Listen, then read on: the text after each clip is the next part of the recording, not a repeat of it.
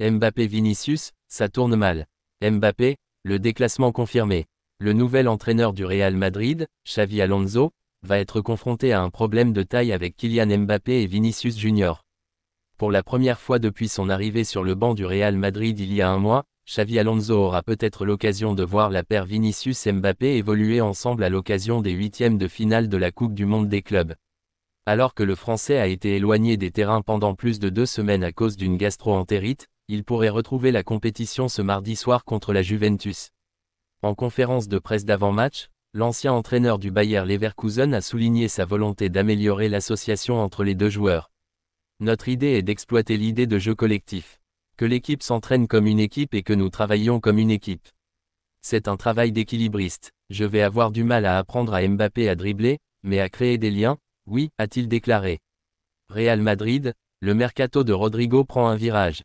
Rodrigo, restera pas. Rodrigo Goes est le cas faisant le plus parler au Real Madrid en ce moment. Souvent considéré comme le dernier larron de l'attaque, le Brésilien n'a pas réussi à améliorer son cas après une saison globalement manquée, 53 matchs, 14 buts et 11 passes décisives, et cela pourrait signifier la fin de son aventure au sein du club de la capitale espagnole. En cas d'offre satisfaisante, la Casablanca ne le retiendra pas mais il faudra mettre le prix, 90 millions d'euros. Une manière de montrer sa volonté de le conserver et de faire réfléchir à deux fois les intéressés. C'est en première ligue que les regards se tournent où Arsenal a le plus avancé ses pions mais il ne s'alignera pas sur le tarif exigé. La Cadena va même plus loin en affirmant que l'ensemble des courtisans anglais met ce dossier en stand-by. Il souhaite voir comment la situation de l'attaquant évolue avec Xavi Alonso avant de réfléchir à une nouvelle stratégie. Transfert de Nico Williams, le Barça trouve la solution. FC Barcelone. Transfert de Nico Williams, le Barça trouve la solution. Alors que le FC Barcelone tente de renforcer son effectif avec l'une des révélations du football espagnol, l'ombre des précédents administratifs jette un voile d'incertitude sur le transfert de Nico Williams et le FC Barcelone a proposé une solution. Le feuilleton autour de l'arrivée de Nico Williams au FC Barcelone prend une tournure de plus en plus stratégique. Si les discussions entre l'agent du joueur, Félix Tinta, et le club catalan ont abouti à un accord, l'opération reste suspendue à un détail administratif, le paiement de la clause libératoire fixée par l'Athletic Bilbao. Toutefois, ce n'est pas tant l'aspect financier qui inquiète l'entourage du jeune ailier espagnol, mais bien la crainte d'une non-inscription en Liga.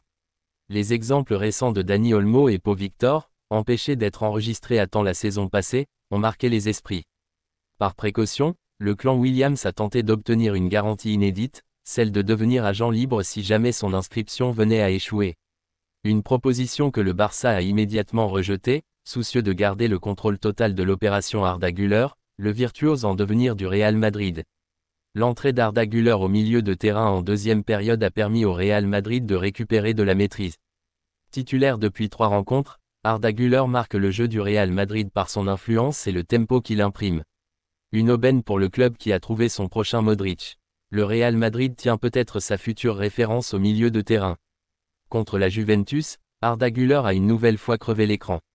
Avec 100 passes tentées, dont 91,5% de réussite, l'international turc, 21 sélections, 5 buts, a été le joueur le plus impliqué de la rencontre. Déjà convaincant contre Salzbourg, il confirme son adaptation croissante à un rôle central dans l'entrejeu madrilène. Cette prise de pouvoir progressive s'inscrit dans une transition préparée de longue date.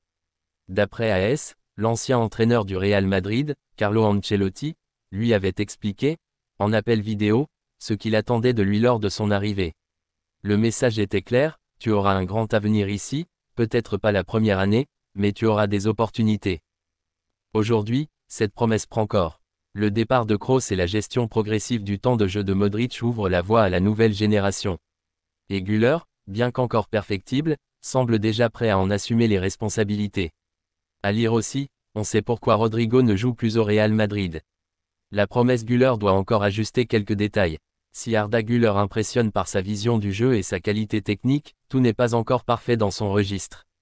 Le jeune Turc brille par sa capacité à jouer tête levée, à lire rapidement les situations et à distribuer le jeu avec une précision remarquable du pied gauche, aussi bien sur les courtes passes que les longues.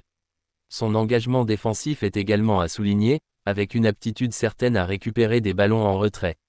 Mais tout cela demande encore du rodage, son emplacement, notamment pour anticiper les actions adverses ou couper les lignes, reste perfectible. Son gabarit, toujours frêle, peut parfois le pénaliser dans les duels. Pour autant, Güler affiche un état d'esprit exemplaire et une volonté constante d'apprendre.